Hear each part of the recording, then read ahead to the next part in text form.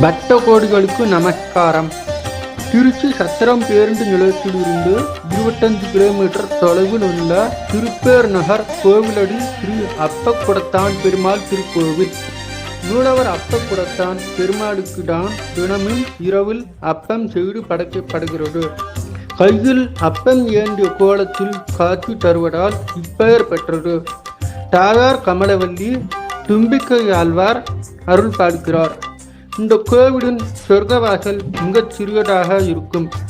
கோவில் கல்லணை காவிரி நதியின் அருகே சிறிய மலை போல் கட்டப்பட்டது.